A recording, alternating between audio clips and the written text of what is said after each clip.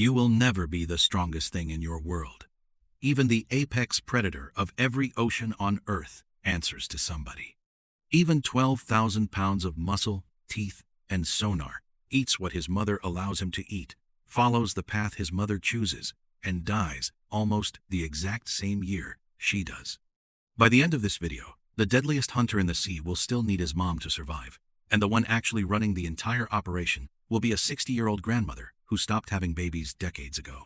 This is your life, as every rank in an orca pod. Level 1. Newborn calf. You are 8 feet long and 400 pounds, and you have never taken a breath on your own before, right now. Your mother pushes you to the surface with her own body in the first seconds of your life so you can breathe. You will not leave her side for years. You swim tucked against her flank, riding the pressure wave her body creates, so swimming costs you almost no energy at all. You cannot hunt. You cannot echolocate properly yet. The clicks you send out come back scrambled, meaningless, a world you can't read. Your mother nurses you with milk thick as toothpaste, over 40% fat, built to pack size onto you fast in cold water that would kill you if you were slow to grow. Aunts and older sisters take turns swimming beside you when your mother needs to hunt. You are never, ever alone. Every orca in this pod is invested in you specifically, because you are not just a calf. You are the future of the only family you will ever have. Level 2. Juvenile. You're 5 years old now, and the ocean is starting to make sense. You've learned your pod's dialect, a specific set of clicks, whistles, and pulsed calls that belongs only to your family, passed down for generations, so distinct that researchers can identify which pod is passing just from the sound. You practice hunting on things that can't hurt you: jellyfish, kelp, a dead fish, an ant accidentally drops in front of you. You play fight with your older siblings, learning exactly how hard you can bite down before it becomes a real fight. You're testing everyone's patience constantly. You ram into adults mid-nap. You steal fish straight out of your mother's mouth. Nobody punishes you for it, not really. There's a strange tolerance here you don't yet understand. You'll learn later that in this family, patience with a young is not weakness, it's strategy. Level 3. Adolescent. Your body is changing fast, and your instincts are getting sharper. But socially, you're a mess. You're too big to be babied, and too inexperienced to be trusted. You start joining real hunts, but you make mistakes. You surface too early, your echolocation clicks give away the whole pod's position, and a seal that should have been dinner disappears under the ice. Nobody screams at you. An older sister just quietly repositions and tries again. This is the part of your life where you're constantly watching. You watch how the senior females coordinate a hunt without a single sound, using pressure waves and body position alone once the prey is close. You watch how males your age start posturing near each other, testing size, testing confidence. You're building a map of this pod that no one told you to build. You don't know it yet, but everything you learn in these years is the entire foundation of who you'll become. Level 4. Young adult male. You're enormous now. Your dorsal fin is beginning its growth spurt, and it will eventually stand 6 feet tall, straight as a blade. Other species scatter when they sense you coming, and yet you are still, functionally, a child. You do not leave your mother. You will never leave your mother. This is not a choice, it's biology.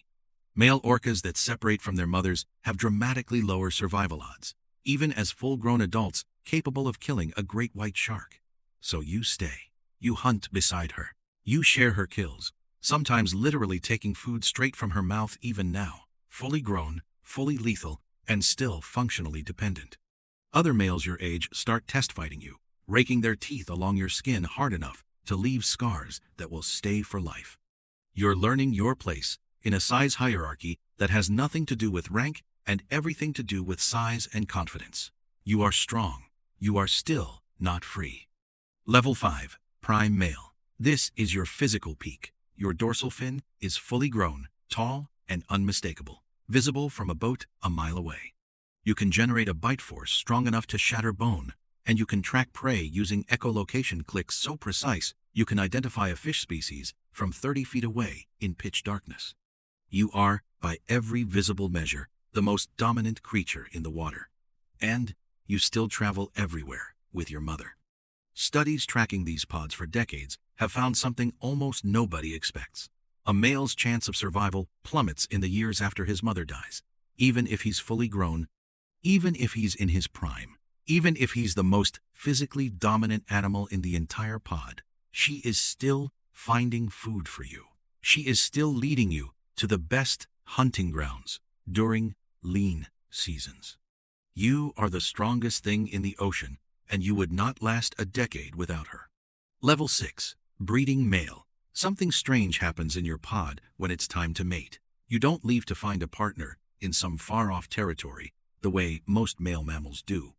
Instead, your pod meets another pod in open water, sometimes for hours, sometimes for days, mixing, calling, testing dialects for compatibility. You mate, and then you go home.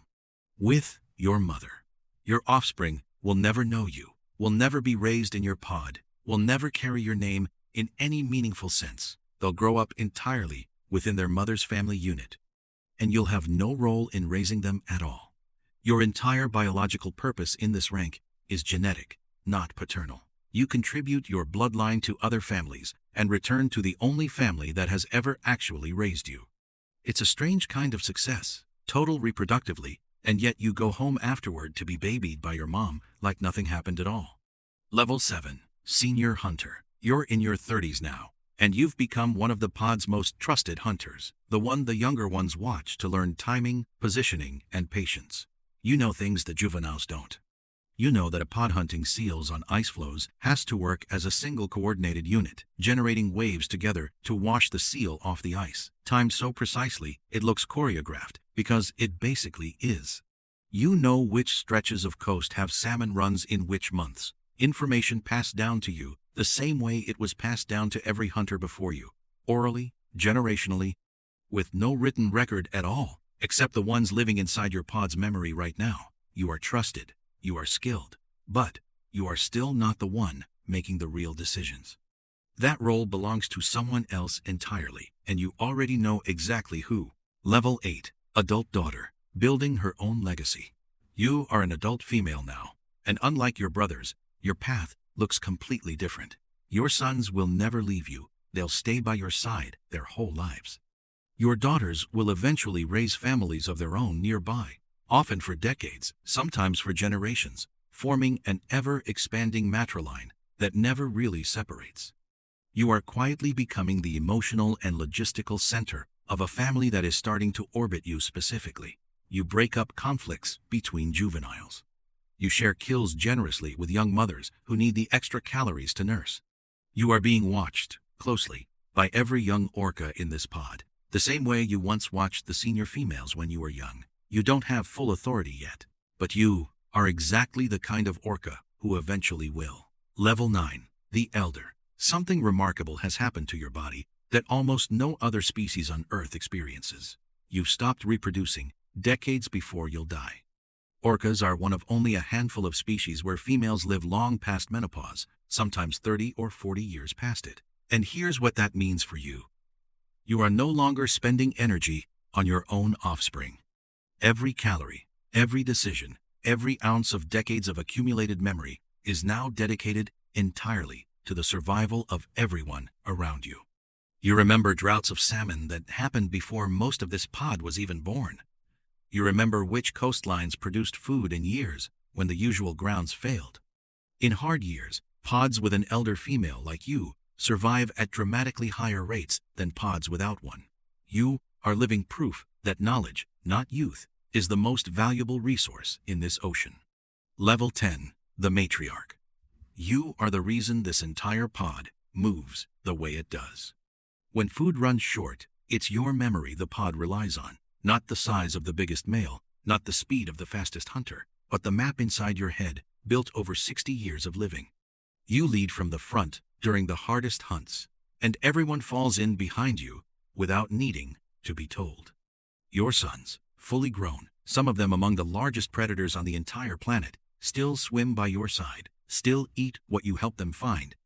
And researchers have confirmed what your pod already knows instinctively. When a matriarch like you dies, the sons who depended on you for decades often don't survive long after. You built this family from nothing generations ago.